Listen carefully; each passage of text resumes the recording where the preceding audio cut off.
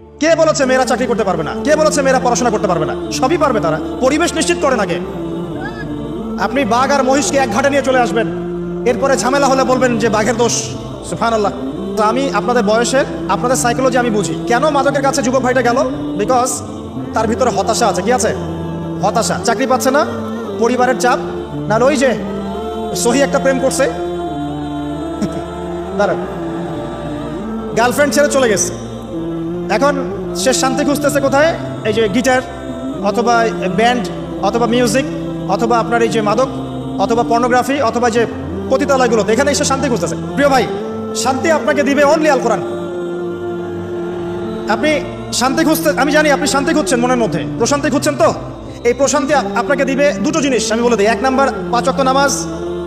5 ওয়াক্ত নামাজ মসজিদে গিয়ে পড়েন, মনটা শান্তিতে ভরে যাবে ইনশাআল্লাহ। 2 নাম্বার, আপনি কোরআন তেলাওয়াত করেন নিয়মিত, 1 পারা করে, ডেইলি 1 পারা করে করেন, আপনার মনটা শান্তিতে ভরে যাবে ইনশাআল্লাহ। যদি না ভরে, তাহলে তারপরে এসে আমাকে বললেন যে ভাই আমি করেছি কিন্তু মনে শান্তি নাই, তখন আমরা আপনার জন্য একটা নেককার মেয়ে দেখে দিব ইনশাআল্লাহ। ঠিক আছে? কারণ সারা জীবন একা একা ইবাদত করলেও মনটা আবার শূন্য থাকবে। আদম আলাইহিস সালাম জান্নাতে ছিলেন না? মনের মধ্যে একটু শূন্যতা ছিল। আল্লাহ রাব্বুল আলামিন এই বাপ আজরের হাট থেকে কি বের করলেন? কাকে বের করলেন? হাওয়া আলাইহিস সালামকে। মনের সমস্ত শূন্যতা দূর হয়ে গেল। তো এটা মানুষের জীবনে প্রয়োজন আছে। তবে আপনি যদি নিজেকে পবিত্র রাখতে না পারেন, তাহলে আপনি পবিত্র স্ত্রী পাবেন না। আপনি যদি নিজেকে পবিত্র রাখতে না পারেন, তাহলে পবিত্র স্বামীও পাবেন না। আমি একটু অ্যালার্মিং নিউজ দেই। অ্যালার্মিং নিউজ হচ্ছে আমাদের দেশের এই যে 20 থেকে 25 বছরের যুবক যারা আছে, এদের মধ্যে দেখা যায় প্রতি 10 জনের মধ্যে প্রায় 5 জন বিবাহ না করেই যৌন সম্পর্ক করে ফেলেছে। অতএব যদি নিজেকে পবিত্র করতে না পারেন, তাহলে পবিত্র স্ত্রীও জুটবে না কপালে, পবিত্র স্বামীও জুটবে না কপালে। আপনি 10 ঘাটের পানি খেয়ে আসবেন, দেখবেন আপনি যাকে বিয়ে করেছেন সে 12 ঘাটের পানি খেয়ে আসে। আর এর উপরে আর কি আছে? এর উপরে আছে পর্নোগ্রাফি। এই যে পর্নোগ্রাফি, মুভিজ এবং সিরিয়ালস, এগুলোতে দেখায়, বেগানা নারীকে দেখায়। এই নারীগুলো খুব সুন্দর দেখতে, তখন দেখা যায় এদেরকে দেখে যারা অভ্যস্ত, এরা বাসায় গেলে স্ত্রীকে আর সুন্দর লাগে না, কারণ তার চোখ অনেকগুলো মেয়েকে দেখেছে। যদি আপনি চক্ষু নিচু করতে পারেন, বাসায় আপনার স্ত্রীকে আপনার ভালো লাগবে। ঠিক একইভাবে এই যে মহিলাগুলো যেগুলো বাসায় আছে, এগুলো সিরিয়াল দেখতে দেখতে, পরপুরুষ দেখতে দেখতে অবস্থা খারাপ। এই কারণে তার স্বামীকে আর হ্যান্ডসাম মনে হয় না। অমুক সিনেমার নায়ক, অমুক নায়িকা, অমুক অমুক, তাকে হ্যান্ডসাম মনে হয়। আমার হাজব্যান্ড যদি অমুকের মতো হইতো, আমার এটা যদি অমুকের মতো হইতো। সিরিয়ালে দেখে যে পরকীয়া হচ্ছে, ওগুলো দেখে শেখে। সিরিয়াল দেখে যে বাসার স্বামী আছে, অন্য ছেলের সাথে গল্প করে, স্মার্টনেস মনে হয়, ওটা দেখে শেখে। মনে করেন আমরা এখানে যারা বসে আছি সবার বয়স হচ্ছে 50 বছর। মনে করেন সবার হায়াত হচ্ছে কত বছর? 50। মনে করেন, কথার কথা। এখন কারো বাকি আছে তাহলে 20, কারো 30, কারো 15, কারো 10, কারো 5, কারো 2 বা কারো 1। কথা ঠিক না ঠিক? এখন আপনার এই জীবনের যে বড় অংশটা চলে গেছে, এই অংশটুকুর দিকে একটু তাকিয়ে দেখেন, আপনি কি করেছেন, কতটুকু নামাজ পড়েছেন, কতটুকু রোজা রেখেছেন, কতবার যাকাত দিয়েছেন, এবং এই চলে যাওয়ার সময়গুলোতে কি কি পাপ করেছেন আপনি, কতবার জেনা করেছেন, কতবার মাদক খেয়েছেন, কতজনকে গালি দিয়েছেন, কত ভাইকে মেরেছেন, কি করেছেন। এই হিসেবটা আজকে গিয়ে বাসায় ঠান্ডা মাথায় কাগজ কলম নিয়ে করবেন। তারপরে এক একটা পাপের জন্য আল্লাহর কাছে মাফ চাবেন।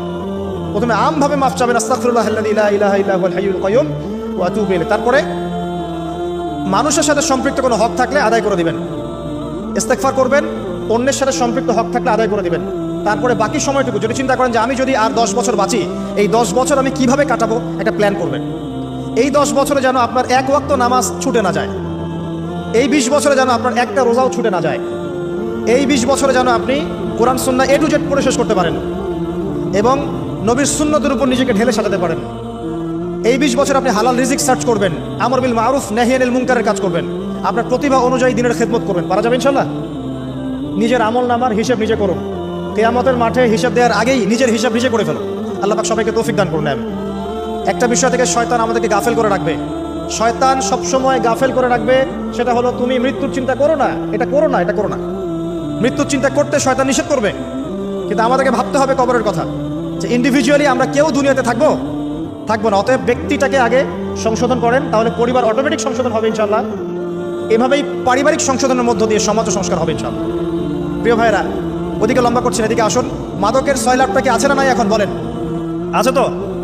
নারীর অবমাননা 4 নাম্বার ছিল। নারীর যে অবমাননা, এটা কি বর্তমান বিশ্বে আরো বিশাল স্কেলে আসে নাই? নারী জাতিকে কোনো মূল্য দিচ্ছে মানুষ? নারীর দেহটাকে পণ্য বানিয়েছে না? নারীর দেহটাকে মানুষ পণ্য বানিয়ে ব্যবসা করছে, যত কিছুই করছে। যে আপনি দেখবেন songs, dance, music industries, film industries, উদ্দেশ্য একটা বাণিজ্য করার, কিচ্ছু না। এই বাণিজ্য করার জন্য মেয়ের দেহটাকে, সৌন্দর্যটাকে, রূপটাকে জাতির সামনে নগ্ন করে উপস্থাপন করেছে। আর সেই মেয়ে মনে করছে কি যে নগ্ন হওয়ার ফলে আমি কিছু টাকা পেয়েছি, এতে করে আমার ডিগনিটির সম্মান বেড়ে গেছে, সবাই আমার সাথে সেলফি তুলতে চায়, সবাই আমাকে বড় সেলিব্রিটি মনে করে। কেউই তোমার দিকে সম্মানের চোখে তাকায় না। দেখো, মানুষের দিকে তাকানোর দৃষ্টি দুটো হতে পারে মেয়েদের দিকে। একটা হচ্ছে সম্মানের দৃষ্টি, সম্মান বা ভালোবাসার দৃষ্টি, আর একটা হতে পারে ভোগের দৃষ্টি। বুঝাচ্ছি, আপনি কি আপনার মায়ের দিকে ভোগের দৃষ্টিতে কখনো তাকান? আপনার বোনের দিকে তাকান? আপনি আপনার দাদি, আপনার মাহারাম যারা আছে, খালা, চাচি, কারো দিকে কি আপনি ভোগের দৃষ্টিতে কখনো তাকিয়েছেন? তাকান নাই।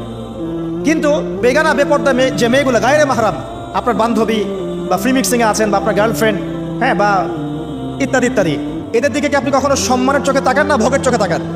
সত্যি করে বুকে হাত দিয়ে কথাটা বলেন দেখি। সত্যি করে বুকে হাত দিয়ে বলেন যে আপনি আপনার গার্লফ্রেন্ডের দিকে সম্মানের চোখে তাকান। আপনি পতিতালয় গিয়ে একটা পতিতা মেয়ের সাথে রাত কাটিয়েছেন, সম্মানের দৃষ্টিতে তাকিয়েছেন, তাই এত বড় চিটারি নিজের সাথে করতে পারেন? নিঃসন্দেহে আপনি এটা করেন নাই। এখন যে মেয়ে মনে করে যে আমি নগ্ন হয়ে গেলে আমার ডিগনিটির সম্মান বেড়ে যাবে, সে শয়তানের তাবেদারি করছে। কারণ কেউ তার দিকে সম্মানের চোখে তাকায় না, তার দিকে সবাই একটা নজরেই তাকায়, ভোগের নজরে তাকায়। এতে করে সম্মান বাড়ে না, বরং কমে যায়।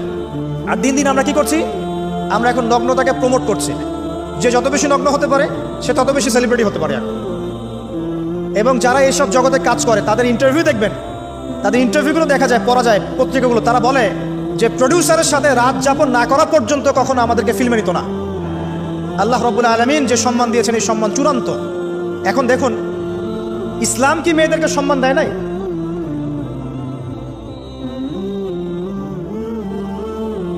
ইসলাম কি আমাদের মেয়েদেরকে, মাদেরকে, বোনদেরকে সম্মান দেয়নি আদৌ?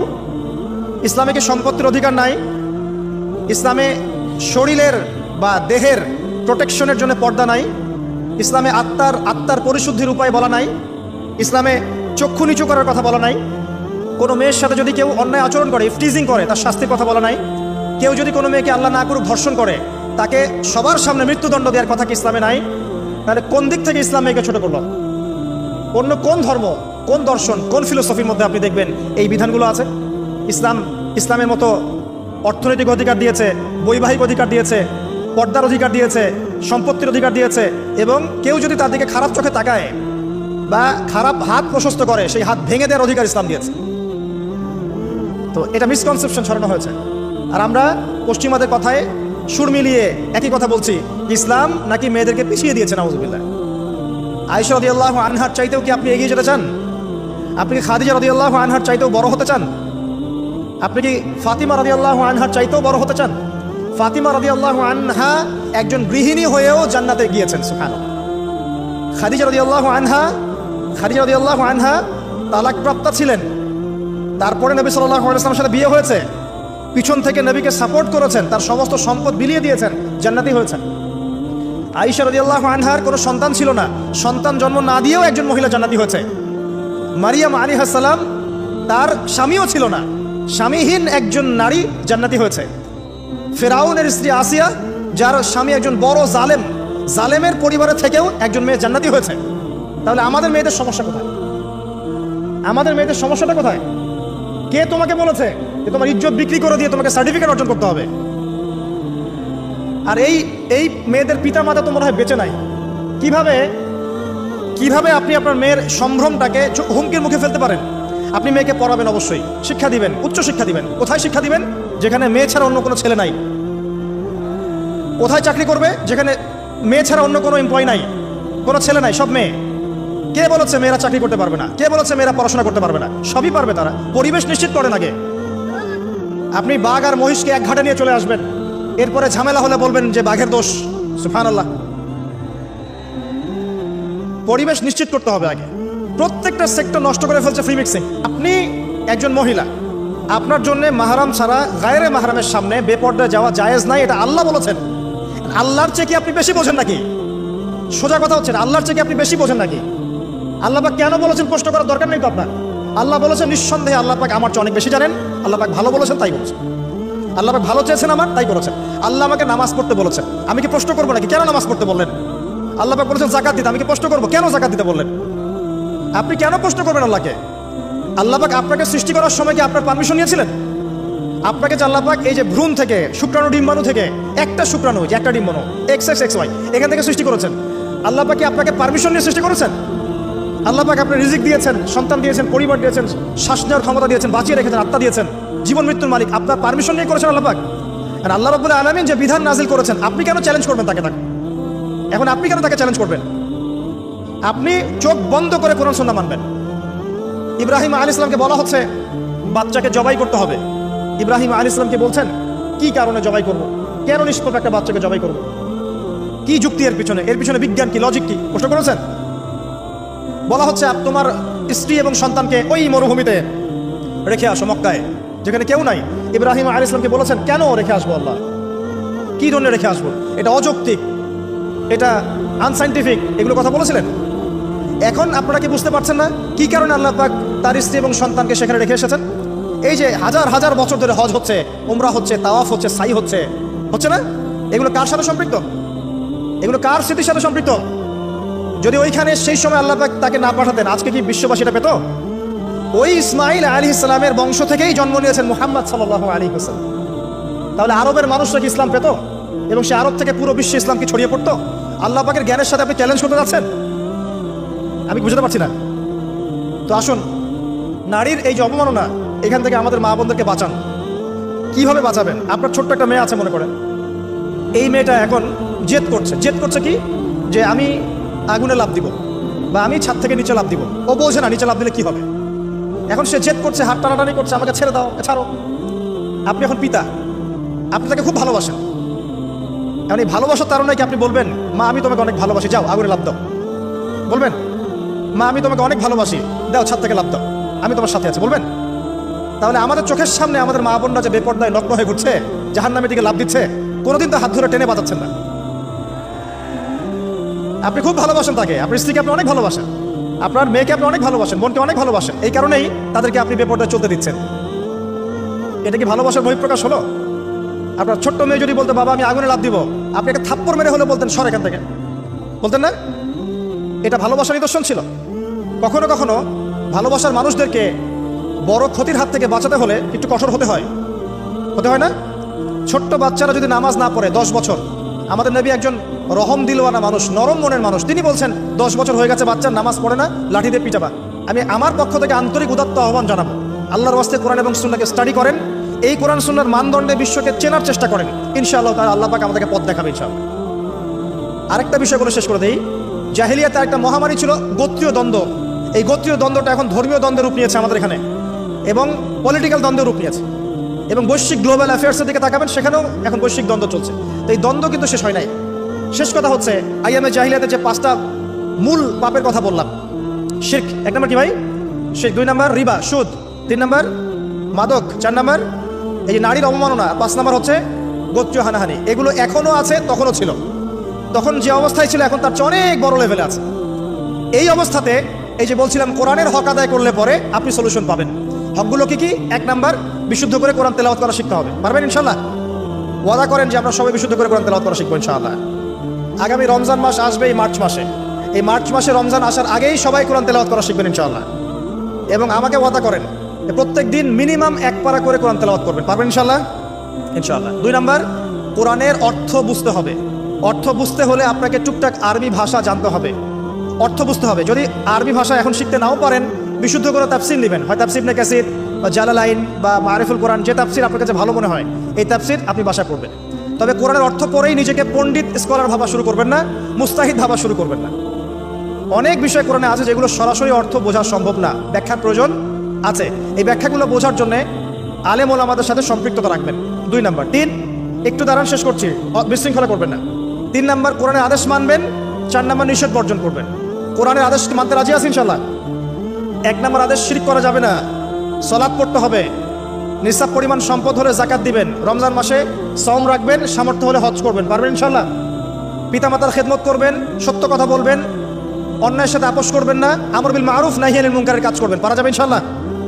ইনশাআল্লাহ আপনার মা বোনকে পর্দায় রাখবেন, আদর্শ পরিবার করবেন, আগামী প্রজন্মকে ইসলাম শেখাবেন, ঠিক আছে ইনশাআল্লাহ। নিষেধও বর্জন করতে হবে, কোরআনে যত নিষেধ আছে কোনো নিষেধে আমি যাব না ইনশাআল্লাহ, ঠিক আছে। সুদে যাব, হারামে যাব, জেনা করব, মাদক খাবো, পর্ন দেখব, আল্লাহ পাক তৌফিক দান করুন। শিরক করবেন, বেদাত করবেন, কুফরে যাবেন, আল্লাহর হালালকে হারাম করবেন, আল্লাহর হারামকে হালাল করবেন, আল্লাহ পাক তৌফিক দান করুন, আমিন। আর সবশেষ দুটো কথা হচ্ছে, কোরআনের দাওয়াত পৌঁছাতে হবে। দাওয়াত মুসলিম অমুসলিম সবার কাছে পৌঁছাতে হবে। যে ব্যক্তির দাওয়াত যত বেশি কবুলিয়ত পাবে তার আমলনামা তত ভারী হবে ইনশাআল্লাহ। আপনার দাওয়াতে যদি একজন মানুষও আল্লাহর দিনের পথে আসে, হাজার হাজার শত শত লাল উট কোরবানি করার চেয়ে বেশি নাকি হবে ইনশাআল্লাহ। আর সবশেষ কথা হচ্ছে, কোরআনের যে বিধানগুলো আছে এগুলো পর্যায়ক্রমে নিজের ব্যক্তি জীবনে, পরিবারে, সমাজে বাস্তবায়ন করার চেষ্টা করুন। আল্লাহ পাক তৌফিক এনায়েত করুন, আমিন। আল কোরআনের হক হচ্ছে 6টা। কয়টা? 6টা। শেখেন, কিছু শেখেন, শান্ত হয়ে বসে কিছু শেখেন। কোরআনের হক কয়টা? 6টা। 1 নাম্বার, আল কোরআন বিশুদ্ধ করে তেলাওয়াত করা শিখতে হবে। 1 নাম্বার কি? আল কোরআনের বিশুদ্ধ তেলাওয়াত শিখতে হবে। কয়জন পারি? সবাই পারি মাশাআল্লাহ। আচ্ছা, আমি আসছি দেখি কতজন পারেন। 2 নাম্বার, কোরআনুল কারীমের অর্থটা বোঝার চেষ্টা করতে হবে। কতজন কোরআনের অর্থ বুঝি? হাত তোলেন মাশাআল্লাহ, গরম। 3 নাম্বার, আল কোরআনের আদেশগুলোকে মেনে চলতে হবে। কতজন মেনে চলি? হাত তোলেন। 3 নাম্বার। 4, আল কোরআনুল কারীমের যত নিষেধ আছে নিষেধগুলোকে বর্জন করতে হবে। সবাই বর্জন করি তো মাশাআল্লাহ। 4। 5, আল কোরআনুল কারীমের দাওয়াত, আল কোরআনের দাওয়াত মুসলিম অমুসলিম সবার মাঝে প্রচার করতে হবে। কয়জন করি? মাশাআল্লাহ। আর 6 নাম্বার, আল কোরআনের মধ্যে আল্লাহ রাব্বুল আলামিন কিছু বিধান দিয়েছেন, কিছু বিধান নাজিল করেছেন। এই বিধানগুলোকে পর্যায়ক্রমে ব্যক্তি, পরিবার, সমাজ এবং রাষ্ট্রে বাস্তবায়ন করতে হবে। কতজন করেছে? এই হলো 6টা হক কোরআনের। কয়টা হক? একটা সমাজের কথা বলি, আমি সাউন্ডের কারণে কথা বলে শান্তি পাচ্ছি না। একটা সমাজের কথা বলি, কাজ করো কাজ করো। আইয়ামে জাহিলিয়াতের নাম শুনেছেন? আচ্ছা, এই যুগটাকে আইয়ামে জাহিলিয়াত কেন বলা হয়? আমি আপনাকে বলছি কেন বলা হয়। কারণ ওই যুগের মানুষগুলো জাহেলিয়াতের সাথে সম্পৃক্ত ছিল, অজ্ঞতার সাথে সম্পৃক্ত ছিল। কি কি অজ্ঞতা? এক বাক্যে, ওই যুগের মানুষরা শিরক করতো, আল্লাহর সাথে কি করতো? শিরক করতো। 2 নাম্বার, ওই যুগের মানুষরা অর্থনৈতিক জীবনে সুদ খেত। কি খেত? সুদ। 3 নাম্বার, ওই সমাজের মানুষেরা বেশিরভাগই মাদক দ্রব্যের সাথে সংশ্লিষ্ট ছিল। এটা 3। 4 নাম্বার, ওই সমাজের মানুষেরা নারীর অধিকার সংরক্ষণ করতো না, নারীকে খুব একটা মূল্যায়ন করতো না, নারী জাতিকে অবমূল্যায়ন করতো, কন্যা সন্তানকে জীবিত দাফনও করেছে। আর 5 নাম্বার, ওই সমাজের মানুষেরা তুচ্ছ বিষয়কে কেন্দ্র করে দীর্ঘস্থায়ী রক্তক্ষয়ী সংঘাতে লিপ্ত হতো। এই হলো 5টা। কয়টা বললাম? 5টা। একটু বলেন আমার সাথে, আইয়ামে জাহিলিয়াতে কি ছিল? 1 নাম্বার বলেন শিরক, 2 নাম্বার সুদ, 3 নাম্বার বলেন মাদক। কি ছিল? মাদক। 4 নাম্বার নারীর অবমাননা, নারীর অবমাননা। আর 5 নাম্বার হচ্ছে গোত্রীয় হানাহানি, গোত্রীয় রক্তক্ষয়ী দীর্ঘস্থায়ী সংঘাত। এখন একটু দেখেন, আপনাকে দেখাচ্ছি এখনকার বিশ্বটা দিকে তাকায় দেখেন। বর্তমান যে সময় আপনি বসে আছেন, আমি বসে আছি, কথা বলছি, এই সময়ে কি মুসলিম অমুসলিম উভয় সমাজের মধ্যে শিরকের সয়লাভ নাই? মুসলিম অমুসলিম সবার মধ্যে শিরক নাই? এই এক মুসলিম ভাইকে জিজ্ঞাসা করবেন, হাতের এই বালাটা কেন পরেছেন? সে বলবে যে এটা খুলে ফেললে আমার রোগ সারবে না। বালাটা খুলে ফেললে কি হবে? রোগ সারবে না। এই যে টাটকা শিরক করলো। মনে করেন আপনি বাসা থেকে বের হয়েছেন, সামন দিক দিয়ে একটা কুকুর বা বিড়াল হেঁটে চলে গেল। এখন সে বলছে যে একটু বসে যাই, যদি কোনো অমঙ্গল হয়, কোনো অলক্ষণ হয়, অকল্যাণ হয়। এই যে শিরক করলো, টাটকা শিরক করলো। একজন মুসলিম গরু ছাগল নিয়ে যাচ্ছে কোথায়? ওই মাজারে, দরগায়। কি করতে? জবাই হবে ওখানে, নজর মানত, আল্লাহ ছাড়া অন্য কারো উদ্দেশ্যে কুরবানি, টাটকা শিরক করলো। একজন মহিলার সন্তান হয় না, এক কবিরাজের কাছে গিয়েছে ভবিষ্যতে সন্তান হবে কিনা জানার জন্যে, শিরক করলো। একজন ভাই, তার সন্তান হয় না, সে গিয়েছে এক মাজারে, সেখানে গিয়ে কবরবাসীর কাছে দোয়া করছে আমাকে সন্তান দেন, শিরক হলো। একজন ব্যক্তি অমুক দূরে একটা কবরস্থানে গিয়ে কবরকে সেজদা করলো, শিরক হলো। একজন ব্যক্তি ব্যক্তিগত জীবনে কোরআন সুন্নাহ মানে, অর্থনৈতিক জীবন, পারিবারিক জীবন, সামাজিক জীবনে কোরআন সুন্নাহ মানতে চায় না। সে বলে যে কোরআন সুন্নাহর বিধান এখানে নাই, ওখানে ছিল, শিরক করলো। একজন ব্যক্তি আল্লাহর হালালকে হারাম করে ফেললো, হারামকে হালাল করে ফেললো, শিরক করলো। একজন ব্যক্তি বলল যে মাদকদ্রব্য খাওয়া যাবে, মাদকদ্রব্য হারাম, এটা আমি মানি না, শিরক করলো। একজন ব্যক্তি বলল পর্দার বিধান এই যুগে চলে না, ওই যুগে চলতো, শিরক করলো। একজন ব্যক্তি বিশ্বাস করে যে এই মহাবিশ্বের কোনো স্রষ্টা নাই, মহাবিশ্ব বিগ ব্যাং থেকে সৃষ্টি হয়েছে, শিরক করলো। একজন ব্যক্তি মনে করে যে আল্লাহ আছে, সাথে আরো ইলাহ আছে, শিরক করলো। একজন ব্যক্তি জ্যোতিষী গণকের কাছে গিয়ে বলল আমার হাতটা একটু দেখে দেন, শিরক করলো। একজন ব্যক্তি টিয়া পাখি দিয়ে ভাগ্য পরীক্ষা করেছে, শিরক করলো। একজন মহিলার সন্তান হয় না, কোমরের মধ্যে একটা মাদুলি রেখেছে, এটা বাদলে সন্তান হবে, শিরক করলো। এরকম অসংখ্য লক্ষ লক্ষ শিরক মুসলিম সমাজের মধ্যে আছে। আমি মনে বুঝাতে পারছি না, আসলে আমি তো আসলে আপনাদের মতো ওই সুর করে ওয়াজ করতে পারি না। আর আমি যদি সুর করতে যাই একটা দর্শকও থাকবে না। তো আমি কিছু প্র্যাকটিক্যাল কথা বলছি, একটু মনোযোগের সাথে শোনেন, মনোযোগ ধরে রাখেন, না হলে ভুলে যাবেন। আমি আলোচনা বেশি লম্বা করবো না, এত লম্বা করবো না যে আপনাদের বিরক্ত বোধ হয়। খুব সংক্ষিপ্ত হবে ইনশাআল্লাহ, সারগর্ভ হবে। আল্লাহ পাক তৌফিক দান করুন। ওয়া মা তৌফিকি ইল্লা বিল্লাহ, আলাইহি তাওয়াক্কালতু ওয়া ইলাইহি উনীব। এবার অমুসলিমদের দিকে তাকান। মানুষ গাছের পূজা করছে, চন্দ্রের পূজা করছে, সূর্যের পূজা করছে, নক্ষত্রের পূজা করছে, প্রকৃতির পূজা করছে, সমুদ্রের পূজা করছে, নদীর পূজা করছে। তাদের ধারণা এরাও স্রষ্টার অংশ। বলেন নাউযুবিল্লাহ, শিরক হয়ে গেল। আমরা কাজ করি 5%, শোডাউন করি 95%। এই শোডাউন দিয়ে কোনো ইসলাম কায়েম হবে না। ইসলাম এই শোডাউন দিয়ে কায়েম হয় নাই, কনস্ট্রাকটিভ কাজের মধ্য দিয়ে কায়েম হয়েছে। কিভাবে হয়েছে আমি সামনে বলছি ইনশাআল্লাহ। আগে এই জায়গাটা শেষ করি। এক কথায় ওই সুদ, জাহিলি যুগের ওই সুদ কি এখন গ্লোবালাইজেশন হয়েছে কি হয় নাই? তাহলে জাহিলিয়াত আছে কি নাই? মাদক, আইয়ামে জাহিলিয়াতের সেই মাদক এখন সারা বিশ্বে ছড়িয়ে পড়েছে কি পড়ে নাই? শুধু আমাদের দেশের সীমান্ত এলাকাগুলো ঘুরে দেখেন, মাদকের কি সয়লাভ। প্রশাসন হিমশিম খেয়ে যাচ্ছে মাদক বন্ধ করতে। এত মাদক, এই মাদক কারা খাচ্ছে? আমরাই তো। আমি যদি না খাই মাদক আমার কাছে কে বিক্রি করবে? তুমি যদি মাদক না খাও তোমাকে কে জোর করে খাওয়াবে? তুমি নিজে খাচ্ছ বলেই তো সরকার বিপাকে পড়ছে, প্রশাসনের হ্যারাস হচ্ছে। মাদক চোরাচালান কারবারি যারা করছে এরা লাইফে যাচ্ছে, তুমি খাচ্ছ কেন? যুবক ভাই, আপনি মাদক খাচ্ছেন কেন? আপনি খাচ্ছেন বলেই তো মাদক বিক্রি করতে পারছে। বাংলাদেশের মুসলিমরা একটা মুসলিম যুবক মাদক খাবে না, বা শেষ। দেখি কার কাছে মাদক বিক্রি করে, আমরা দেখি কার কাছে মাদক বিক্রি করে। আমাদের যুব সমাজের একজন ছেলে মাদকের সাথে সম্পৃক্ত থাকবে না, সিগারেটে টান পর্যন্ত দিবে না, সিগারেটে একটা টান পর্যন্ত দিবে না। দেখি কার কাছে বিক্রি করে। আর শুধুমাত্র আইন দিয়ে, শাসন দিয়ে কিন্তু সবকিছু হবে না। মানুষের ভিতরটা পরিবর্তন না করতে পারলে, আল্লাহর ভয় না ঢুকলে মানুষ এগুলো ছাড়বে না। কিন্তু দেখবেন অনেক মাদকাসক্ত মানুষ কোরআনের হাফেজ হয়ে গেছে, তওবা করে আল্লাহর ওলি হয়ে গেছে। কিভাবে হলো? বিকজ তার মনের মধ্যে আল্লাহ পাকের ভয় এসেছে। আল্লাহর ভয় জাগাতে হলে কি লাগবে? কোরআন এবং হাদিস এবং নামাজ। তো কোরআন হাদিস নামাজের কাছে মানুষকে নিয়ে আসতে পরে মাদক কমবে ইনশাল্লাহ? কমবে না? নাকি আমরা মাদকও বিক্রি করব, আবার মাদক দ্রব্যের নিরাময় কেন্দ্র খুলে রাখবো? কোনটা করবো? আশ্চর্য একটা বিষয়। মাদক সেলও হবে, আবার মাদকাসক্ত হবে মানুষ। এই মাদকাসক্তদেরকে ভালো করার নিরাময় সেন্টারও খোলা হবে। কি সার্কাস! সুবহানাল্লাহ। আমার সাথে ওয়াদা করেন, এখানে যত মানুষ আছে, জীবনে কোনোদিন কোনো রকম মাদক দ্রব্যের সাথে সংশ্লিষ্ট রাখবেন না। আল্লাহ পাক সাক্ষী থাকুন, আল্লাহ পাক কবুল করে নেন। সিগারেট চলবে না, জর্দা খাওয়া চলবে না, গুল খাওয়া চলবে না। আর বাকি যেগুলো আছে, ওই যে গাঁজা মাজা ইয়াবা সব বাদ, ওগুলো তো বাদ দিলাম।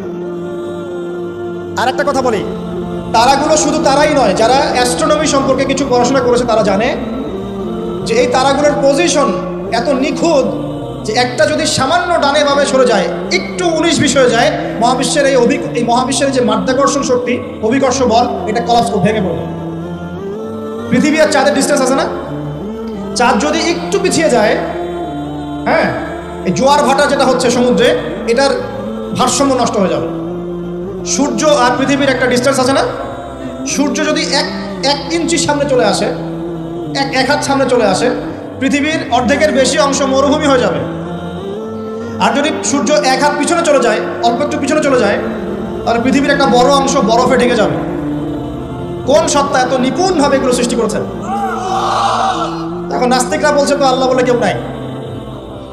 তাদের ধারণা এগুলো এত নিপুণভাবে মহাবিশ্বটা অটোমেটিকলি হয়ে গেছে, এমনি। মানে আবু হানিফা রাহিমাহুল্লাহর একটা ঘটনা মনে পড়লো যে নাস্তিকদের সাথে বাহাস হবে, তিনি নাই, সকাল থেকে তিনি আসছেন না। তো নাস্তিকরা খুব উৎফুল্ল, জিন্দিক তারা খুব উৎফুল্ল যে আজকে বাহাসে আমরা জিতে গেছি, আবু হানিফা রাহিমাহুল্লাহ তো নাই। আচ্ছা, আবু হানিফা রাহিমাহুল্লাহর আসল নাম কি বলেন দেখি? ও ওলামায়ে কেরামকে বলবেন না, আমি ইয়াং জেনারেশনের দৃষ্টি আকর্ষণ করছি। বলেন। নোমান বিন সাবিত। যাক, না বলতে পারলে ধরতাম কিন্তু। কত হিজরিতে জন্মগ্রহণ করেছেন বলেন? মায়ের দাও দরকার এদেরকে ধরে। কত হিজরিতে? 80 হিজরিতে। ইন্তেকাল কত হিজরি? 150।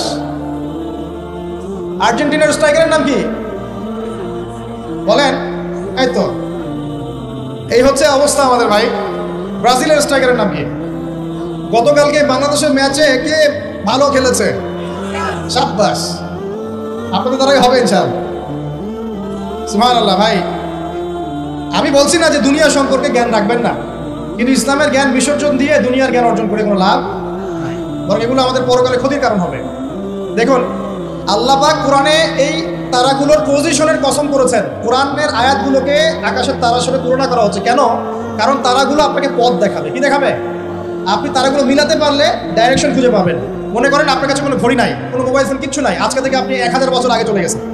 এখন সমুদ্রে আপনি যাত্রা করতেছেন, আপনি দিক চিনবেন কিভাবে? কোনটা পূর্ব কোনটা পশ্চিম? রাতের বেলা আপনি কেমনে চিনবেন কোনটা পূর্ব কোনটা পশ্চিম কোনটা উত্তর কোনটা দক্ষিণ? তারা দেখে চিনতেন। কিভাবে চিনতেন? আকাশের তারা দেখে আগেকার নাবিক যারা ছিলেন সেইরা তারা দিক চিনতেন। এই তারাগুলোকে দিক নির্দেশক বলা হয়। ঠিক একইভাবে কোরআনের আয়াতগুলো যদি আপনি একটার সাথে একটা হারমোনিয়াসলি মিলাতে পারেন, আপনি পথ খুঁজে পাবেন। এই জন্যই বললাম যে আকাশের তারার সাথে কোরআনের আয়াতগুলোকে মেলানো, উপমা দেয়া যায়। এইখানে বলতে গিয়ে এসেছিলাম যে দুইজন নবীকেই কিন্তু আল্লাহ রাব্বুল আলামিন কি বলেছেন? খলিফা। আদম আলাইহিস সালামকেও খলিফা বলেছেন, দাউদ আলাইহিস সালামকে কি বলেছেন? খলিফা। এখন বলেন তো খলিফা কাকে বলে? যে কাপড় সেলাই করে? আমরা সমাজে বলে যে উনি খলিফা। খলিফা মানে দর্জি। খলিফা কে? এটা কে সবচেয়ে ভালো উত্তর দিতে পারবে? আমি না আল্লাহ? আমরা না আল্লাহ? আল্লাহ পাক কি বলছেন শুনুন। আল্লাহ পাক সূরা সদের মধ্যে বলছেন। কোন সূরা? সদ একটা সূরাই আছে। এই সূরার মধ্যে 24 থেকে 26 নম্বর আয়াত পড়ে দেখবেন। আল্লাহ পাক বলছেন, ইয়া দাউদ, হে দাউদ আলাইহিস সালাম, ইন্না জাআলনাকা খলিফাতান ফিল আরদ। হে দাউদ, আমি বা আমরা তোমাকে পৃথিবীতে খলিফা করেছি। কি করেছি? তোমার কাজ কি? তোমার কাজ হচ্ছে ফাহকুম বাইনান নাসি বিল হক। তোমার কাজ হচ্ছে মানুষের মাঝে, এই যে জনসাধারণের মাঝে হকের মানদণ্ডে বিচার ফয়সালা করবে। সুবহানাল্লাহ। একজন খলিফার কাজ কি তাহলে? জনসাধারণের মাঝে হকের মানদণ্ডে, ন্যায়ের মানদণ্ডে বিচার ফয়সালা করলে সে আল্লাহর খলিফা হবে। যদি অন্যায়ের মানদণ্ডে বিচার ফয়সালা করে, সে শয়তানের খলিফা হবে। কথা কি বুঝতে পারছেন? এই খলিফা শব্দ আল্লাহ পাক প্রয়োগ করেছেন দাউদ আলাইহিস সালামের ক্ষেত্রেও এবং আদম আলাইহিস সালামের ক্ষেত্রেও। আদম আলাইহিস সালামকে আল্লাহ পাক কি বলছেন?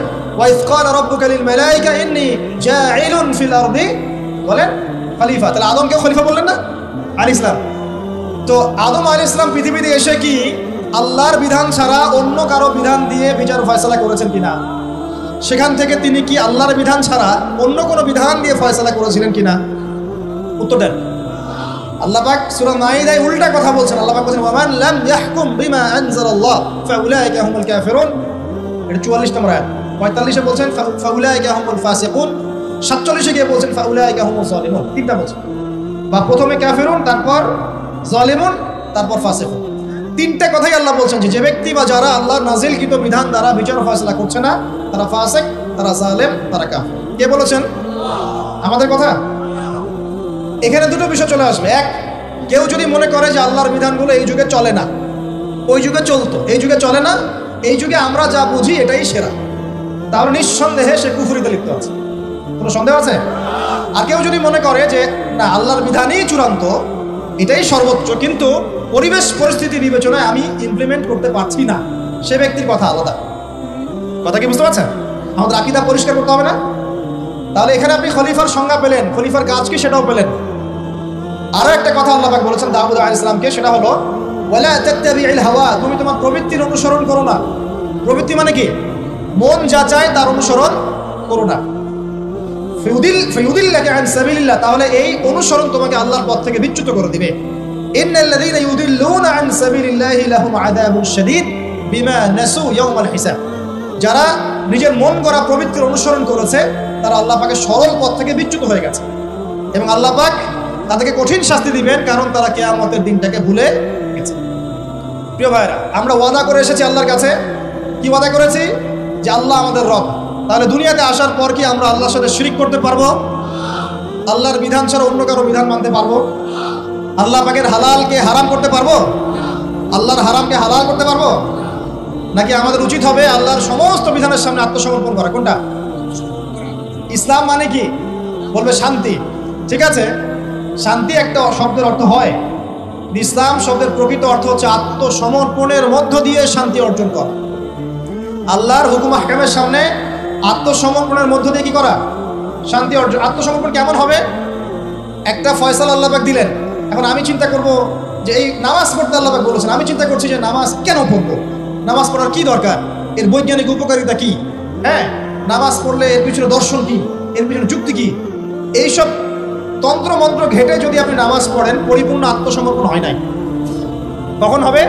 আল্লাহ বলেছেন সামি'না আতা'না, আল্লাহ বলেছেন না নামাজ পড়তে 5 ওয়াক্ত, ব্যাস নামাজ পড়ো। এর পিছনে কারণ থাকতে পারে, সব কারণ আমার জানা জরুরি না, এবং সব কারণ আমি জানতেও পারবো। এখানে দেখেন একজন নবীর কথা বলি, যার নাম আমরা প্রথমে বলেছি, আল্লাহুম্মা সাল্লি আলা মুহাম্মাদ ওয়া আলা আলি মুহাম্মাদ কামা সাল্লাইতা আলা ইব্রাহিম। নবী মুহাম্মদ সাল্লাল্লাহু আলাইহি ওয়াসাল্লামের নামের সাথে ইব্রাহিম আলাইহিস সালামের নাম কেন, অন্য নবীর নাম নয় কেন? প্রশ্ন করতে হবে না?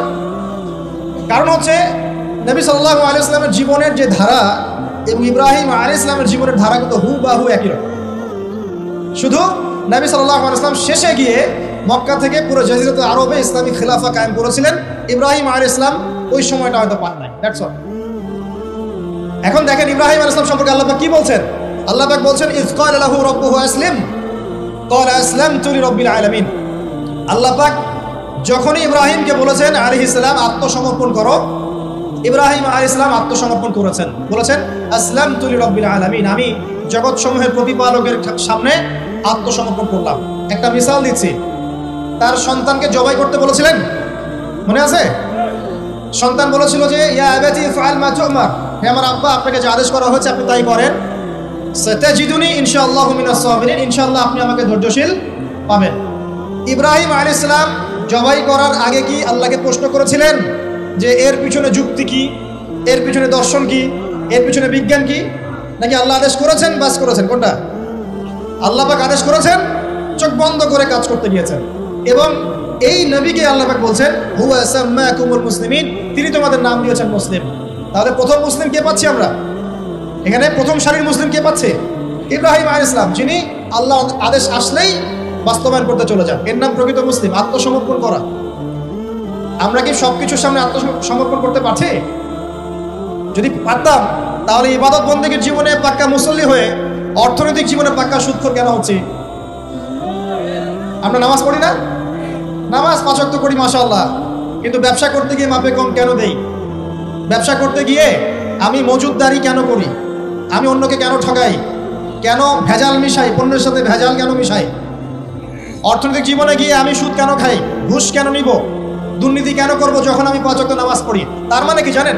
তার মানে আমরা এই আয়াতের উপর আমল করতে পারি নাই। কোন আয়াত? আল্লাহ পাক বলেন উদখুলু ফিস সিলমি কাফা, তোমরা পরিপূর্ণরূপে ইসলামে প্রবেশ করো। এটা আয়াত আমল হয়েছে? কখন পরিপূর্ণ প্রবেশ হবে? যখন জীবনের প্রতিটা ক্ষেত্রেই আমরা ইসলাম পালন করতে পারব। ইসলামকে শুধু ইবাদত বন্দেগীর জীবনেই, খালি নামাজ রোজা হজ জাকাতের নামই কি ইসলাম? ব্যবসা ইসলাম নাই, পরিবারে নাই, অর্থনীতির মধ্যে নাই, রাজনীতির মধ্যে তো নাই, এটাতে থাকার দরকার নাই। এটা আমরা যা ভালো বুঝি তাই। এখানে ইসলামের হেদায়েতের দরকার নাই। এখানে পশ্চিমে অনেক তন্ত্র আছে, সেকুলারিজম আছে, ডেমোক্রেসি আছে, কমিউনিজম আছে। ইসলামের প্রয়োজন আছে? কোনো দরকার নাই। এটা আমরা মুখে বলি ঠিকই, কিন্তু আসলে বাস্তবায়ন কি করা সম্ভব হয়? 100% হয় না, কিন্তু হবে ইনশাআল্লাহ। কবে হবে? যখন ইমামুল মাহদি আসবেন ইনশাআল্লাহ। কবে হবে? যখন ঈসা ইবনে মারইয়ামকে আল্লাহ আবার পাঠাবেন ইনশাআল্লাহ, তখন। আমি একটা ভবিষ্যৎবাণী বলে যাই, এটা আমার ভবিষ্যৎবাণী না। কে বলেছেন?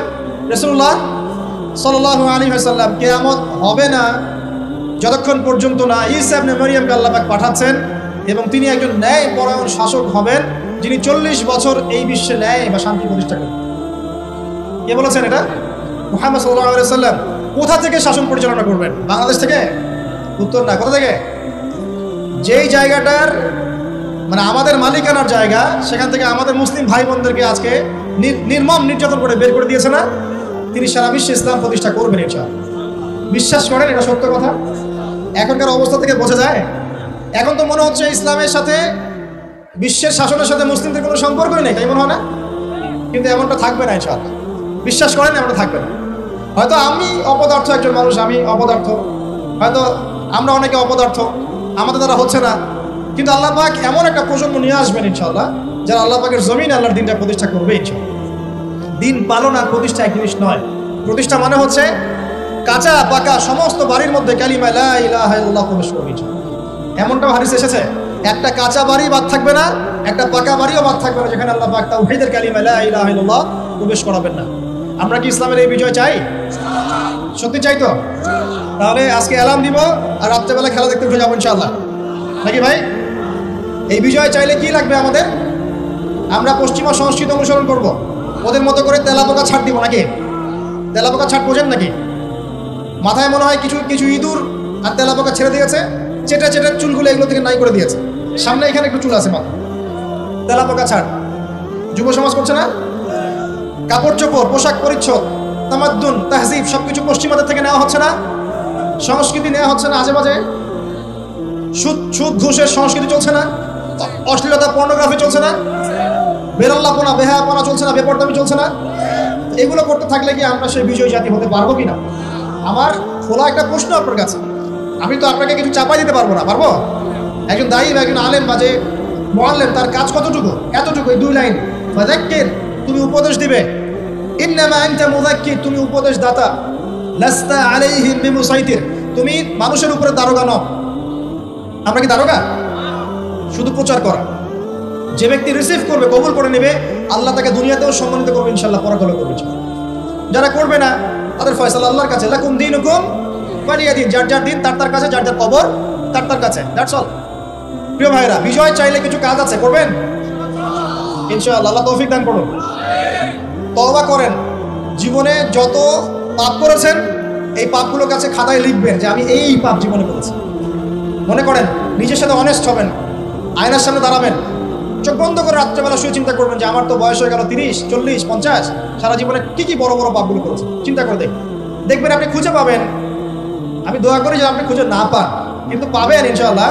আপনি বহু নামাজ আপনি পড়েন নাই, কাজা করেছেন, বহু রোজা আপনি রাখেন নাই, যাকাত ফরজ হয়েছে সেই কবে আপনি দেন নাই, হ্যাঁ হজ ফরজ হয়ে গেছে কবে করছেন না, করেন নাই, বোনের সম্পত্তি দেন নাই, প্রতিবেশীর সম্পত্তি মেরে খেয়েছেন।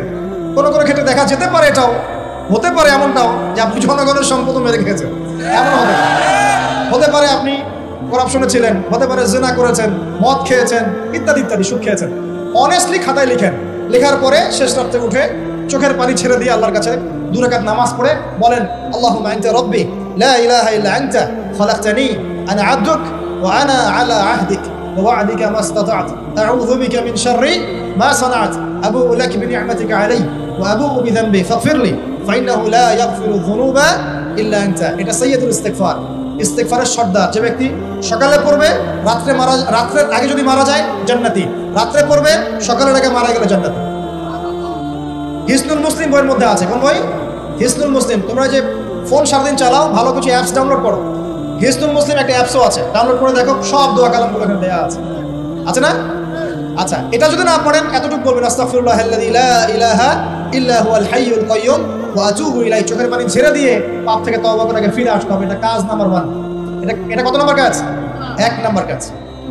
কারণ আমরা জানি না যে আমরা কে কতদিন বাঁচবো, জানি, কিন্তু মানুষের চলাফেরা দেখলে মনে হয় যে মানুষ জানে। হ্যাঁ, যুবকদেরকে বলবেন যে দিন শিখতে আসছো না কেন, বলবে যে শেষ বয়সে শিখবো ইনশাআল্লাহ। আর একটা কমন প্রশ্ন আছে, কমন উত্তর আছে ওদের, নামাজে আসো ভাই, প্যান্ট নষ্ট ভাই।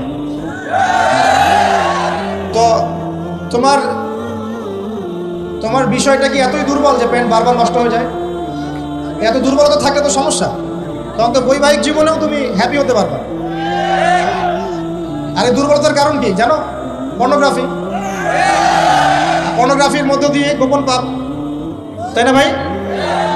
এই যুগে এইসব পাপ থেকে বেঁচে থাকা খুবই ডিফিকাল্ট, খুবই ডিফিকাল্ট। কিন্তু বিশ্বাস করেন, এই কথাটা শোনেন, যদি কোনো ব্যক্তি, যুবক, স্পেশালি যুবক যার যৌবনের তাড়না আছে, এই যুবক যদি পবিত্র জীবন যাপন করতে পারে, আল্লাহ পাক ওই যুবককে দেখে অবাক হয়ে যান। এবং কেউ যদি প্রকাশ্য গোপন জিনা থেকে বেঁচে থাকতে পারে, সাক্ষাৎ মৃত্যুর হাত থেকে আল্লাহ তাকে বাঁচাতে পারে। আমি দলিল ছাড়া কথা বলবো না, এখানে দলিল দিচ্ছি শুনেন। 3 জন ব্যক্তি বের হয়েছে ঝড়, বিশাল ঝড়, গুহায় আশ্রয় নিয়েছে, ঝড়ে পাথর দিয়ে গুহার মুখ বন্ধ হয়ে গেল। এটা হাদিস, কিন্তু আলেম ওলামারা জানবেন, আপনাদেরকে বলছেন হাদিসে আছে কিন্তু। এখন গুহার মুখ খোলার কোনো অপশন নাই। এখন তিনজন পরামর্শ করছে, আমাদের কিছু নেক আমল দিয়ে আল্লাহর কাছে দোয়া করি, চল। নেক আমলের ওসিলা দিয়ে দোয়া করা যায়, নেক আমলের ওসিলা করে দোয়া করতে হয়, এটা একটা ভালো কাজ। সদকা করেছেন, এই ওসিলা দোয়া করেন যে আল্লাহ আমি সদকা করেছি, আল্লাহ এই ওসিলা আমার রোগটা ভালো করে দাও, আমার মাকে শেফা দিয়ে দাও, ইত্যাদি ইত্যাদি। আর আমরা সদকা করলে আগে নাম লিখাই, অমুক সাহেব 5000, অমুক 1000, অমুক 200। আরে ভাই, সদকা করলাম তো আল্লাহর জন্য, মানুষকে জানানোর কি দরকার আছে? এই লৌকিকতা ত্যাগ করতে হবে না? আমি এই উম্মতের উপরে একটা ফিতনাকে নিয়ে ভয় করি, সেটা হলো রিয়া বা গোপন পাপ, গোপন শিরক। রিয়া বা গোপন শিরক মানে মানুষ অন্যকে দেখানোর জন্য আমল করি না আমরা। এটা যখন মৌসুম আসবে তখন বলবে যে আমরা মুসলিমদের সাথেই আছি, আপনার রাইট আমার পক্ষে দিয়ে, ঠিক আছে? তখন মৌসুম শেষ, ভুলে যাবে মানুষ মানুষকে। শোনেন, একজন দোয়া করছে, আল্লাহ আমার বৃদ্ধ পিতামাতা ছিল, তাদেরকে দুধ পান না করি আমি দুধ পান করতাম না, আমার সন্তানদেরকেও পান করাতাম না। এই আমলটা আল্লাহ যদি তোমার কাছে কবুল হয়, আল্লাহ তুমি আজকে এই পাথরটা সরিয়ে দাও। পাথরটা একটু সরে গেল। পাথর আল্লাহর হুকুম শোনে না? শোনে না? আগুন আল্লাহর হুকুম শোনে নাই? ইব্রাহিম আলাইহিস সালামকে ফেলা হচ্ছে, আল্লাহ পাক বললেন না, ইয়া নার কুনি বারদান ওয়া সালামান আলা ইব্রাহিম, আগুন ঠান্ডা হয়ে যায়নি? এই প্রকৃতি আল্লাহর কথা শোনে। দুইটা মাখলুক আল্লাহর কথা খালি শোনে না। দুইটা মাখলুক আছে আল্লাহর কথা শোনে না। এক নাম্বার হচ্ছে মানুষ, আর দুই নাম্বার কি? জিন। আর এই জন্য এই দুই শ্রেণীর ব্যাপারে আল্লাহ বলেছেন, ওয়ালাকাদ যারানা লি জাহান্নামা কাসীরাম মিনাল জিন্নি ওয়াল ইনস, আমি জাহান্নাম পরিপূর্ণ করব প্রচুর মানুষ আর জিন দ্বারা। আগে মনে করতাম যখন বয়সটা আরো কম ছিল যে আল্লাহ পাক মানুষকে কিভাবে জাহান্নামে দিতে পারবেন, আল্লাহ পাক গফুর রহিম। এখন বুঝতে পারছি পরিবেশ দেখে, এই বিশ্ব বৈশ্বিক প্রেক্ষাপট দেখে, গবেষণা করে পড়াশোনা করে, যে জাহান্নামে যাওয়ার উপযুক্ত যদি কোনো প্রাণী থেকে থাকে সেটা হচ্ছে মানুষ। জানেন, জাহান্নামে যাওয়ার যদি উপযুক্ত কোনো প্রাণী এই মহাবিশ্বে থাকে সেটা হচ্ছে মানুষ। এই জন্য আল্লাহ রাসূল হাদিসে বলেছেন 1999 জন মানুষ যাবে জাহান্নামে, বলে নাউজুবিল্লাহ। আবার এমনও হাদিস আছে যে বিনা হিসেবে 70,000 মানুষ যাবে জান্নাতে, কোনো হিসাব নাই, বিনা হিসেবে জান্নাতে। আবার একটা হাদিসে আসছে প্রত্যেক হাজারের সাথে 70,000 করে। সাহাবীরা খুশি হয়ে গেলেন যখন তারা জানলেন বেশিরভাগ জান্নাতি হবে উম্মতে মুহাম্মাদের। সুবহানাল্লাহ। উম্মতে মুহাম্মাদের জান্নাতে যাওয়ার একটা হাদিস বলে দিব, একটা হাদিসের আমল করতে পারবেন? মেরাজের রাতে নবী সাল্লাল্লাহু আলাইহি ওয়াসাল্লামকে আল্লাহ পাক ওয়াদা করেছেন, হে মুহাম্মদ সাল্লাল্লাহু আলাইহি ওয়াসাল্লাম, তোমার উম্মতের মধ্যে যে কোনো ব্যক্তি যদি শিরিক না করে মারা যায়, আকাশ জমিন সমান পাপ থাকলেও আমি আল্লাহ তার সামনে আসমান জমিন সমান ক্ষমা নিয়ে হাজির হব। শিরিক না করে মারা গেলেই জান্নাতে যাবে ইনশাআল্লাহ। যদি সে চুরিও করে, জিনাও করে, ইনশাআল্লাহ আল্লাহ পাক হয়তো শাস্তি দিয়ে তাকে মাফ করে দিবেন। মৃত্যুর যন্ত্রণায় অনেক গুনাহ মাফ হয়ে যাবে ইনশাআল্লাহ। কবরের আযাবে অনেক পাপ মাফ হয়ে যাবে ইনশাআল্লাহ। আর হাসরের মাঠেও মানুষ দাঁড়ায় থাকবে 50,000 বছর, এই কষ্টেই অনেক গুনাহ মাফ হয়ে যাবে ইনশাআল্লাহ। আল্লাহ পাক তার রহমতের চাদরে ঢেকে নেবেন, ইনশাআল্লাহ গুনাহ মাফ হবে। শিরকের পাপে যাওয়া যাবে না, আল্লাহ তৌফিক দান করুন। আরেকজন ব্যক্তি বলছে, আল্লাহ একজন কৃতদাস ছিল আমার, সেই কৃতদাসকে সেই কৃতদাস আমার কাছে কিছু টাকা পেত। কি পেত? তো সেই টাকা দিয়ে আমি গবাদি পশু কিনেছিলাম। এই গবাদি পশু অনেক বংশবৃদ্ধি হয়েছে, অনেক দিন পর সে এসে বলছে আমার টাকা দাও। তা আমি বলেছিলাম সব এই গবাদি পশু তোমার, সব নিয়ে যাও। সে বলছিল যে আমার সাথে ঠাট্টা মশকরা করছে না। তখন সেই ব্যক্তি বলছে, না ঠাট্টা করছি না, তোমার টাকা থেকে কিনেছিলাম, এর বংশবৃদ্ধি হয়েছে, সবই তোমার, তুমি নিয়ে যাও। তিনি বলছেন, আল্লাহ এই দানটা যদি তোমার কাছে পছন্দ হয়ে থাকে, আল্লাহ আজকে এই মুখটা তুমি সরিয়ে দাও, পাথরটা সরিয়ে দাও। পাথর একটু সরে গেল। আরেকজন ব্যক্তি যার কথা আমি আপনাকে বলছি, এই যে গোপন পাপ, জেনা, free mixing, girlfriend boyfriend culture, এই সংস্কৃতির মধ্যে যারা আছেন তাদের জন্য এই লাইনটুকু। এই ব্যক্তি বলছেন, হে আল্লাহ আমার একজন চাচাতো বোন ছিল। কে ছিল? কাজিন চাচাতো বোন। সে খুবই সুন্দরী ছিল, মাশাআল্লাহ। আল্লাহ পাক মেয়েদেরকে চমৎকার সৌন্দর্য দিয়ে সৃষ্টি করেছেন, বলেন নাই? যুগিনা লিনাস হুব্বুশ শাহাওয়াতি মিনান নিসা, মেয়েদের মধ্যে পুরুষদের সবচেয়ে বেশি খায়েশাত আছে, মানে খায়েশ, প্রবৃত্তি তাড়না আছে, সৌন্দর্য আছে, চাওয়া। তো চাচাতো বোনকে আমি খুব ভালোবাসতাম এবং আমি তাকে পেতে চাইতাম। একদিন সে আমাকে শর্ত দিল, 100 স্বর্ণ মুদ্রা দিলে আমি রাজি। বুঝতে পারছেন কথা কি? ব্যাখ্যা করতে হবে। 100 স্বর্ণ মুদ্রা দিলে আমি রাজি আছি। ওই যে বলে নিজের পায়ে দাঁড়াও, একটা চাকরি করো, তারপর আমি রাজি। বলেনি আপনাকে? একটু টাকা পয়সা আর্ন করো, তারপর আমি তোমারই। আর এই করতে করতে প্রত্যেক দিন আপনার কাছ থেকে মনে করেন প্রত্যেক ডেটে 1000-1200 1000-2000 খাইতেই আছে। আর আপনি তো সৎকায় জারিয়া করতেছেন নাকি? এটা সৎকায় জারিয়া না গুনায় জারিয়া? এইবার এই ব্যক্তি প্রচন্ড পরিশ্রম করে 100 স্বর্ণমুদ্রা জোগাড় করলো। বাপরে বাপ, কি একটা অবস্থা! তারপরে সে 100 স্বর্ণমুদ্রা এনে এই চাচাতো বোনকে দিয়েছে, দিয়ে বলছে এখন আমার সাথে তোমার যে চুক্তি সেটা পূরণ করতে হবে। সে সেক্সুয়াল যে রিলেশন সেটা করার প্রায় উপক্রম হয়েছে, সে তার কাছাকাছি সে বসে গেছে। হাদিস আসছে সে বসে পড়েছে। ঠিক ওই সময় এই মেয়েটা বলছে, হে আল্লাহর বান্দা, আল্লাহকে ভয় করো, আমি এই সতীত্ব এখন পর্যন্ত নষ্ট করি নাই, আল্লাহকে ভয় করো, আমার সতীত্ব নষ্ট করো না। কে বলছে এটা? এই চাচাতো মেয়ে, চাচাতো বোন। এই ব্যক্তি বলছে, আল্লাহ আমি শুধুমাত্র তোমার ভয়ে সেই দিন সেখান থেকে তাৎক্ষণিক উঠে গেছি, 100 স্বর্ণমুদ্রাও আর ফেরত নেই। তোমার কাছে যদি এই কাজটা কবুল হয়ে থাকে আল্লাহ, আজকে এই সাক্ষাৎ মৌতের হাত থেকে আমাকে বাঁচাও। এই পাথরটা পুরোটাই সরে গেল আলহামদুলিল্লাহ। আমি দলিল দিলাম আপনাকে যে দেখেন, যদি আপনি জিনা থেকে দূরে থাকতে পারেন, আল্লাহ পাক আপনার সব পাপ মাফ করে দিবে ইনশাআল্লাহ। আল্লাহ পাক আপনাকে সাক্ষাৎ মৌতের মতো বিপদ থেকে বাঁচাতে পারবেন। প্রিয় ভাইরা, তাহলে আমাদের প্রথম কাজ তওবা করে ফিরে আসা। দ্বিতীয় কাজ হচ্ছে একজন ব্যক্তিকে আদর্শ মেনে পুরো জীবনটা তার আদর্শে করে তোলা। উঠা বসা, চলাফেরা, ঘুম, খাওয়া দাওয়া, এভরিথিং পারবেন। চেহারা, সুরত, চুল টুল সবকিছুই। দাড়ি থাকবে চেহারায়, গর্বের সাথে দাড়ি রাখবেন, গর্বের সাথে বুক ফুলিয়ে দাড়ি রাখবেন। তাকওয়ার লেবাস পরবেন, পোশাক পরবেন, ঠিক আছে। মোচ ছোট করে ফেলবেন, টাকনুর উপরে কাপড় উঠিয়ে ফেলবেন, ঠিক আছে। লেবাস, পোশাক, কথাবার্তা, আমল, আকীদা, আখলাক সবকিছু কার মতো হবে? রাসূলুল্লাহ সাল্লাল্লাহু আলাইহি ওয়াসাল্লামের সুন্নাত মোতাবেক। এটা আপনার 2 নম্বর কাজ। 3 নম্বর কাজ হচ্ছে পড়াশোনা করা। কি করা? দ্বীনি ইলম অর্জন করা। আগে সহজ বইগুলো পড়বেন, তারপর আস্তে আস্তে কঠিন বইয়ের দিকে যাবেন। এবং পড়াশোনার সময় ওলামায়ে কেরামের সাথে সম্পর্ক রাখবেন। একা একা পণ্ডিত হয়ে যাবেন না, তাহলে সমস্যা আছে। একা পণ্ডিত অনেক মানুষ এখন বলে যে আলেম ওলামাদের সাথে সম্পর্ক রাখার দরকার নাই, বইপত্র নিজে পড়বা, বুখারী, মুসলিম, তিরমিজি, নাসাই, আবু দাউদ, মিশকাত সব নিজে পড়ে নিজে ইস্তিহাদ করে মুস্তাহিদ হয়ে যাবে। এরকমও ফিতনা কিন্তু চলছে সমাজে। এগুলো ভয়ঙ্কর ফিতনা।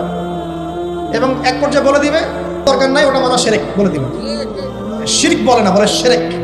জানি না এই বানান কোথায় আছে, এই বানানটা আছে নাকি আমার? এবং এই কমিউনিটির মধ্যে আমি এমনও মানুষকে দেখেছি, সামনে শায়েক টাইটেল আছে, শায়েক বলেছে দাঁড়ান, একটা কোরআনের আয়াত তেলাওয়াত করতে 20টা ভুল করে ফেলছে।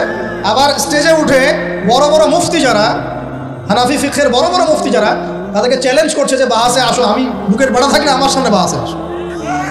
আমি বলি যে 2টা বছর মক্তবে পড়া উচিত। আগে 2 বছর আগে মক্তবে পড়ে কোরআন তেলাওয়াত শুদ্ধ করে আসা দরকার। বিশ্বাস করেন যে কোরআন তেলাওয়াতের এমন অনেক অনেক সূক্ষ্ম জায়গা আছে, ভুল হলে আপনি অর্থ চেঞ্জ হয়ে যাবে। এই যে আলহামদুলিল্লাহ বলছে না, আলহামদুলিল্লাহি রাব্বিল আলামিন, আলহামদুর হায়ের মাখরাজ কোথায়? এইটা গলার মাঝখানে না? আর যদি আপনি বলেন আলহামদুলিল্লাহ, আলহামদুলিল্লাহি রাব্বিল আলামিন, অর্থ পরিবর্তন হয়। আলহামদু, আলহামদু অর্থ হচ্ছে সমস্ত প্রশংসা লিল্লাহি, আল্লাহর জন্য, রব্বিল আলামিন যে জগৎসমূহের যিনি প্রতিপালক, সমস্ত প্রশংসা বিশ্বজাহানের প্রতিপালক আল্লাহর জন্য, আলহামদুলিল্লাহি রাব্বিল আলামিন স্পষ্ট করে বলুন। আর আপনি বলছেন আলহামদুলিল্লাহি রাব্বিল আলামিন, সমস্ত নিন্দা বিশ্বজাহানের প্রতিপালক আল্লাহর জন্য। একটা হায়ের কারণে চেঞ্জ হয়ে গেছে। পড়ছেন মনে করেন যে কুল ইয়া আইয়ুহাল কাফিরুন, হে কাফেররা, লা আ'বুদু মা তা'বুদুন, লা আ'বুদু মা তা'বুদুন। লা মানে না, এখানে আ'বুদু আমি ইবাদত করি, মা যার, তা'বুদুন তোমরা ইবাদত করো। বুঝতে পারছেন কি? Basic Arabic grammar. আমি তার ইবাদত করি না, যার ইবাদত তোমরা করো। কাফেরদেরকে বলছি আমরা। কিন্তু যদি আপনি এভাবে পড়েন কুল ইয়া আইয়ুহাল কাফিরুন লা আ'বুদু মা তা'বুদুন, অর্থ কি হবে জানেন? হে কাফেররা, আমি লা আ'বুদু, আমি অবশ্যই তার ইবাদত করি, যার ইবাদত তোমরা করো। কোরআন তেলাওয়াত কি এত সহজ? আলেম ওলামা ছাড়া, ওস্তাদ ছাড়া এমনি এমনি শিখতে পারবে? কোরআন তেলাওয়াতও করতে পারছে না, স্টেজে উঠে মানুষকে চ্যালেঞ্জ করছে, অমুক মুফতি, সব মুফতিকে ডাকো আমার সামনে বসাও, বুকের বাড়া থাকলে আমার সামনে বসাও। আর সামনে কিছু মানুষ বসে আবার সুবহানাল্লাহ করতেছে, ঠিকও বলতেছে। মানে কোন কমিউনিটি আর কোন শায়েখ তারা বুঝে ফেলাম। আবার এমনও আছে শায়েখ মাশাআল্লাহ, খালি মুখ দিয়ে যদি বলেন যে আমরা আল্লাহর জমিনে আল্লাহর দ্বীনের প্রচার প্রসার প্রতিষ্ঠা চাই, ইসলাম প্রতিষ্ঠা লাভ করেছে দাওয়াতের মধ্য দিয়ে এবং জিহাদ ফিসাবিল্লাহর মধ্য দিয়ে, এই জিহাদ শব্দ উচ্চারণ করলেই আপনাকে খারিজি ট্যাগ লাগাই দিবে। জিহাদ মানে যে নিরপরাধ মানুষকে হত্যা করা নয়, এই ব্যাখ্যা আমরা জানি না, এই ব্যাখ্যা মুসলিমরা বোঝে না। কোরআন এবং হাদিসে কোনো জায়গায় আছে নিরপরাধ মানুষকে হত্যা করতে হবে? কিন্তু যখন সারা বিশ্বের কান্ট্রিদের উপর আগ্রাসন চালাবে, মুসলিমরা কি কলা চুষবে বসে বসে? আঙুল চুষবে? তখন তারা যদি প্রতিবাদ করে ওরা খারিজি হয়ে যাবে। তো এই সব নেক্সট শুরুতে ধোকা থেকে বেঁচে থাকবে। যে মুসলিম সমাজের ভিতরে ঢুকেই মুসলিম সমাজের ক্ষতি করার চেষ্টা করতেছে। খুব সাবধান থাকবেন। এই জন্য প্রিয় ভাইরা, হকপন্থী ওলামায়ে কেরামদের সংস্পর্শে থাকবেন, দেখবেন ইনশাআল্লাহ আপনাকে তারা বিভ্রান্ত করতে পারবেন ইনশাআল্লাহ। আমি কারো নাম মেনশন করছি, কারণ সঙ্গত কারণ আছে, বুঝতে পারছেন। এটা কয় নাম্বার? 3 নাম্বার। এক কি বলছে? তওবা করে ফিরে আসতে হবে দিনের বিজয় চাইলে। 2 নাম্বার কি? আমল বাড়াবেন, নবী সাল্লাল্লাহু আলাইহি ওয়াসাল্লামের সুন্নাত ফলো করবেন। 3 নাম্বার পড়াশোনা করবেন, আলেম ওলামার সাথে সম্পর্ক রাখবেন। আর 2-3টা বলছে জাস্ট। 4 নাম্বার হচ্ছে পরিবারের আদর্শ হবে জান্নাতি পরিবার। সারা দুনিয়া গারদ হয়ে যায়, যাক আপনার পরিবারটা ঠিক থাকতে হবে। পারবেন? পরিবারের কর্তা হবে ইব্রাহিমের মতো আলাইহিস সালাম। পরিবারের ছেলেগুলো হবে সব ইসমাইলের মতো আলাইহিস সালাম। পরিবারের মায়েরা এবং বোনেরা হতে হবে হাজারা এবং সারা আলাইহিস সালাম। পারবেন ইনশাআল্লাহ? আল্লাহ কবুল করুন। আমাদের বাচ্চা কাচ্চাদেরকে মানুষ করে যাবেন, ছোটবেলা থেকে ওদের মধ্যে ইসলামের বীজ ঢুকিয়ে দিবেন। আমি বলছি না তারা ডক্টর হবে না, ইঞ্জিনিয়ার হবে না, এগুলো আমি বলছি। অ্যাটলিস্ট আমি এগুলো বলবো, তারা অবশ্যই বড় বড় পোস্টে যাবে, পলিটিশিয়ান হবে, ইকোনমিস্ট হবে, ডক্টর ইঞ্জিনিয়ার সব হবে, কিন্তু ভিত্তিটা দিতে হবে কিসের? কোরআন সুন্নাহ। দেখবেন ইনশাআল্লাহ তারা বড় হয়ে ওদের দ্বারা দেশ এবং জাতির খেদমত হবে। আর 2টো বলে শেষ করে দিই। এক হচ্ছে রিজিক হালাল হতে হবে। কি হতে হবে? হারাম রিজিকে যাবেন না, ভুল করে ওয়াদা করেন। কোনোদিনও হারাম রিজিকে যাবেন না, আল্লাহ পাক তৌফিক দান করুন। আর সবশেষ কথা হচ্ছে সৎ কাজের আদেশ এবং অসৎ কাজের নিষেধ সবাইকে করতে হবে, শুধুমাত্র আলেম ওলামার একার দায়িত্ব নয়, সবাইকে দায়িত্ব পালন করতে হবে ইনশাআল্লাহ। যার যার ক্ষেত্র থেকে করবেন, বাল্লিগু আন্নি ওয়ালাউ আয়া, একটা আয়াত জানলেও প্রচার করবেন ইনশাআল্লাহ। আল্লাহ পাকের দিনটা প্রচার হবে ইনশাআল্লাহ, প্রতিষ্ঠা লাভ করবে। তখন আমরা মুসলিম হব, মুমিন হব, মুনাফিক হব না।